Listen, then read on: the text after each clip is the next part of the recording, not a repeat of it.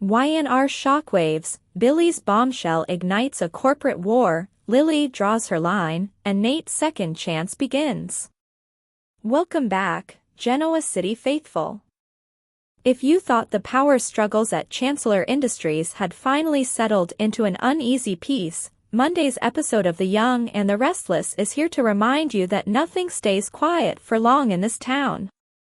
The air is thick with betrayal, old secrets, and the kind of ambition that can rewrite family legacies overnight. Billy Abbott has just pulled the pin on a grenade, and the fallout is already spreading through society, Chabot, and beyond.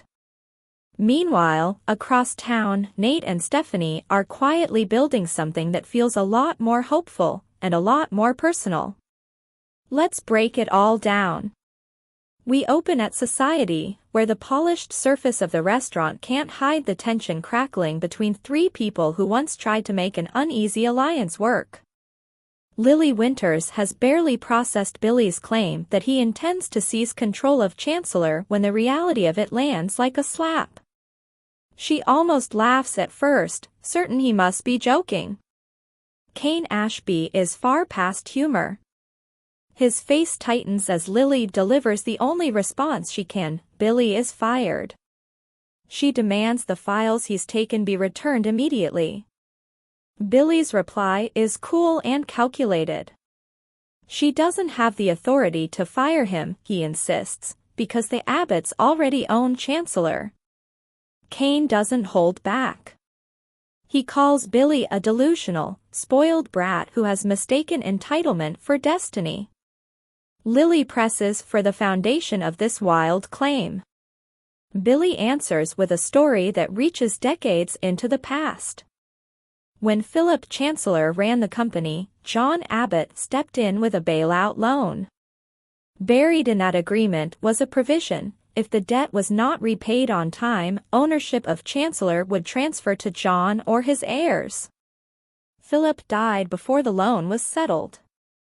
John died before he could collect. On paper, Billy argues, the company has belonged to the Abbott family ever since. Kane can barely contain his disbelief. Lily has heard more than enough. Billy softens the blow just enough to twist the knife, acknowledging how soul-crushing this must feel for them while still pressing forward. He frames his long-standing fixation on Chancellor not as obsession but as intuition finally proven right. Every time the company has changed hands since Catherine Chancellor's death, people have spoken as if her spirit still guided the decisions from beyond. Billy believes the truth was simpler and colder: the debt was never paid, and Catherine may never even have known about the clause. John, he suggests, might have chosen not to enforce it. None of that changes the legal reality Billy claims to hold in his hands. The personal undercurrents run just as deep as the corporate ones. Kane feels the sting of betrayal after giving Billy another chance. Billy shoots back that the opportunity was nothing more than a cheap token meant to impress Lily. Lily bristles at the suggestion. She never wanted Kane to extend that hand in the first place, she reminds them, and until this very moment Kane had been Billy's most consistent defender. Billy insists there is no real malice in his move, except perhaps from Jill, who he claims always knew a dangerous secret lived inside Chancellor.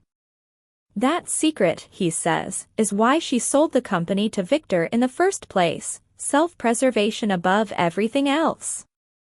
Kane has reached his limit. He refuses to stand there and listen to Billy dismantle Jill's character.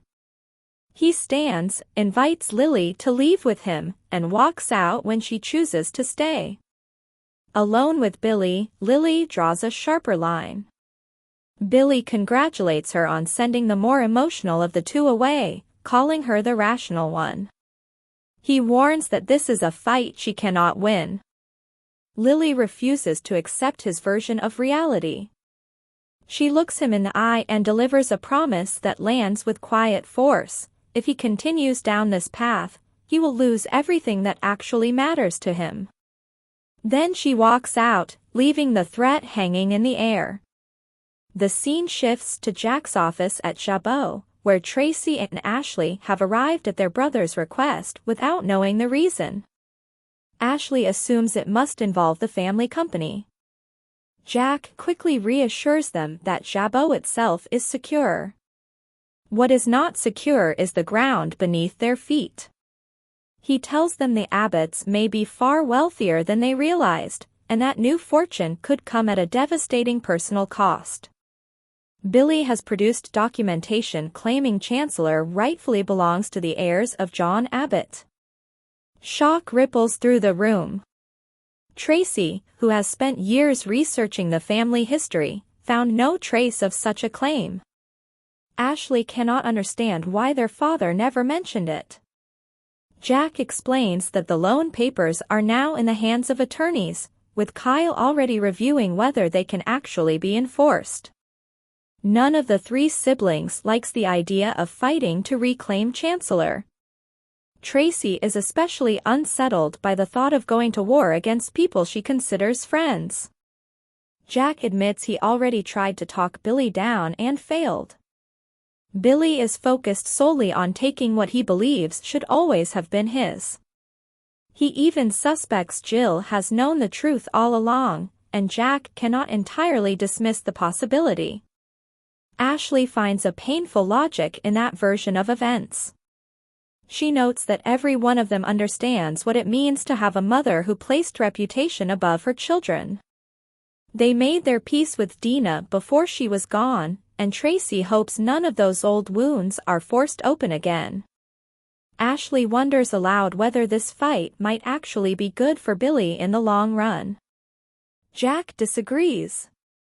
He sees only the damage Billy will do by digging up the past and cannot understand why his brother cannot simply focus on the new family he is building. The conversation turns inward. Tracy places some of the blame on Jill. Ashley suggests something more complicated: Billy may still measure himself against Jack. The idea stings. Jack demands to know whether Ashley is taking Billy's side. She clarifies that she is not enlisting in anyone's war, she simply understands the drive behind it. Her advice is straightforward: stay out of it and let Billy do what Billy is going to do. Jack refuses.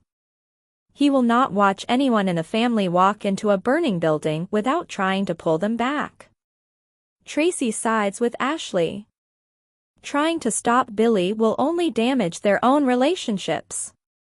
Ashley adds that even a united front from the entire family would not deter him. Jack's deepest fear surfaces. He believes Billy's crusade will damage John Abbott's legacy and reputation, and he feels responsible for preventing that. Ashley and Tracy shift their concern to Jack himself. They worry the emotional weight is already too heavy. Jack admits he once promised himself he would avoid battles that exacted too high a personal toll. He does not need this fight. Slowly, reluctantly, he agrees to leave Billy to his own devices. Across town, a very different kind of conversation is unfolding in Nate's apartment. Stephanie arrives, and Nate thanks her for making time despite the demands of her new role as Chief of Staff at Genoa City Memorial. He has news that could change everything: he is seriously considering surgery that might allow him to return to medicine. Stephanie lights up at the possibility, then pauses. The last time they spoke, he had seemed closed to the idea. Nate credits her with shifting his perspective. She is careful to remind him that there is a real chance the procedure will not restore full function in his hand. Nate accepts that risk. He will survive disappointment if it comes. Stephanie makes her own hope clear: if the surgery succeeds, she wants him back at Genoa City Memorial. Nate cannot imagine saying no. She suggests celebrating at society. He counters with a quieter plan: he would rather cook for her at home. The idea surprises her. She teases that if he is only planning to open a can, they might as well go out. Nate promises he has come a long way since medical school. While he begins preparing the meal, Stephanie steps aside and makes a call about the surgery. She returns to the kitchen and offers to help, joking that her skills barely extend past boiling water. Their conversation drifts into easy disagreement over sports teams, then into more serious territory. Stephanie asks how Devin will react to Nate potentially leaving Winters. Nate explains that Devin already knows and supports the decision. The mention of Devin brings the old injury back into the room. Stephanie recalls that Devin was responsible for the damage to Nate's hand. Nate acknowledges how painful that period was for everyone involved. He hopes that if the surgery works, they can finally put it behind them. They sit down to the meal Nate has prepared. Stephanie teases him about grilled cheese until he urges her to taste the tomato soup and wait for dessert. She asks for the secret ingredient. He refuses to share, then admits with a smile that a doctor never confesses how much butter he actually uses. Stephanie half-jokingly suggests that if the surgery does not restore enough function for medicine, culinary school might be an option. Nate reveals that cooking became his outlet only after he lost his surgical career. Stephanie asks to see his hand. She examines the injury with quiet focus. For a moment their eyes meet while she holds his hand, the connection unmistakable. Then her phone rings. It is the surgeon she contacted. She explains that Nate understands the recovery is not guaranteed but wants to try. She asks the specialist to come to Genoa City to meet with him. The surgeon agrees. Nate can hardly believe it is real.